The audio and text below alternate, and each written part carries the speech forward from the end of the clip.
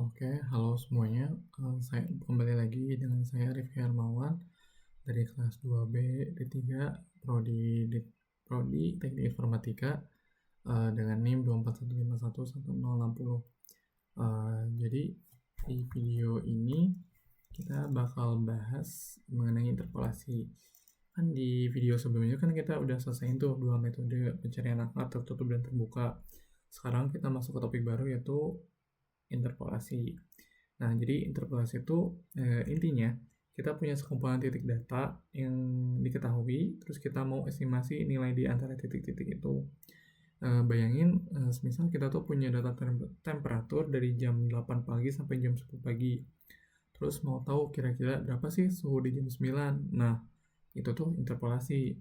Nah, kita bakal bahas 3 metode. Pertama tuh ada Lagrange, Newton, atau selisih terbagi, dan juga spline kubik. Nah, oke, kita ke pembahasan interpolasinya dulu. Nah, untuk interpolasi sendiri adalah proses mencari nilai fungsi fx pada titik S yang tidak diketahui berdasarkan sekumpulan titik data yang sudah diketahui. Ide dasarnya itu ada cari polinomial px yang melewati semua titik data tersebut lalu gunakan px untuk mengestimasi nilai titik dimanapun. Oke, kita melihat di sini kan ada interpolasi versus ekstrapolasi versus regresi kan.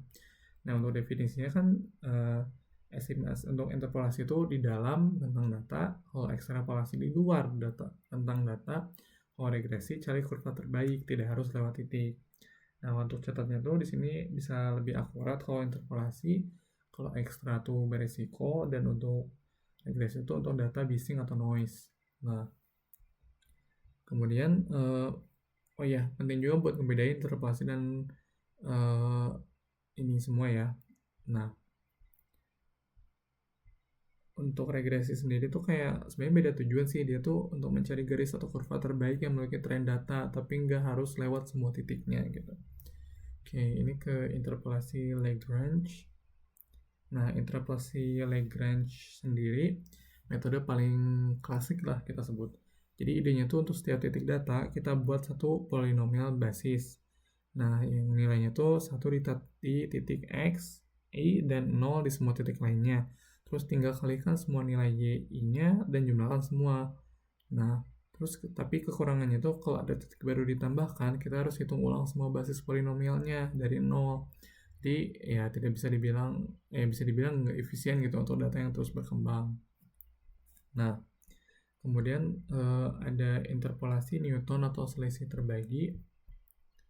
Nah, untuk Newton selisih terbagi itu solusi untuk kelemahannya Lagrange tadi dengan format yang disebut selisih terbagi. Kita bisa tambahkan titik baru data tanpa harus ngulang semua perhitungan, cukup tambah satu suku baru di ujung polinomialnya. Titik menariknya adalah Lagrange dan Newton itu sebenarnya menghasilkan polinomial yang identik secara matematis. Cuma cara menuliskan dan menghitungnya itu yang beda. Jadi dua jalan dengan satu tujuan yang sama gitu. Nah, terus ada spline kubik. Nah, untuk ini sendiri solusinya tuh ya untuk masalah osilasi polinomial order tinggi.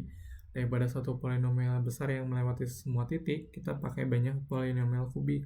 Jadi satu per satu segmen yang disambung dengan sangat mulus. Nah, hasilnya tuh nanti kurva yang smooth dan enggak osilasi. Nah, kenapa kubik? Karena kubik adalah order terendah yang bisa memenuhi 3 kondisi kehalusan, nilai turunan pertama dan turunan kedua yang kontinu. Jadi bisa dibilang pas banget lah gitu. Nah, kita ke contoh soal. Jadi kan diketahui nih interpolasi Lagrange. Kayak data berikut. X135 dengan Y2820. Nah, untuk oke, jadi kan kita tuh punya 3 titik 1,2, 3,8, 520. Dan kita tuh mau cari P2 gitu. Itu 3 basis Lagrange. Nah, L2 tuh kan sama dengan 0,375.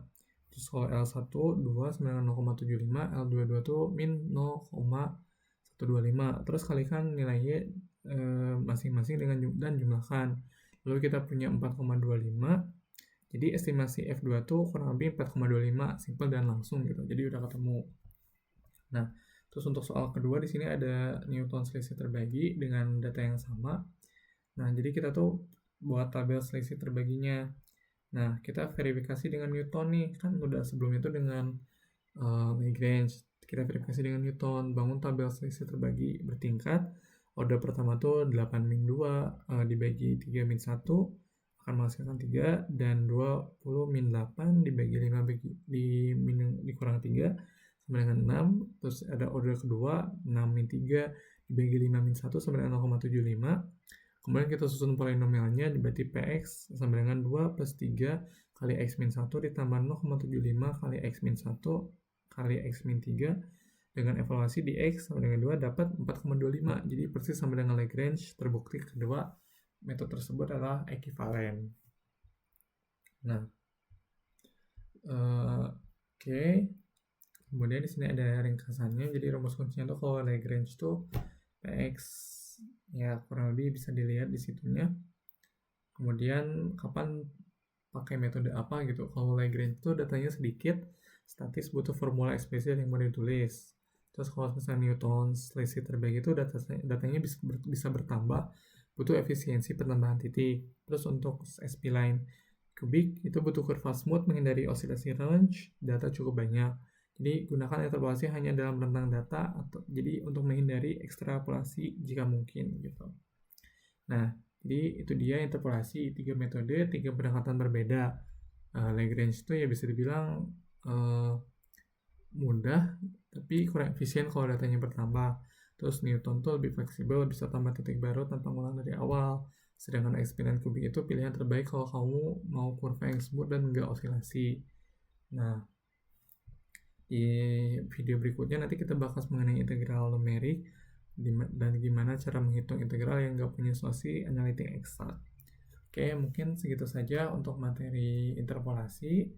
Mohon maaf jika ada kesalahan dan juga kekeliruan. Sekian dan terima kasih.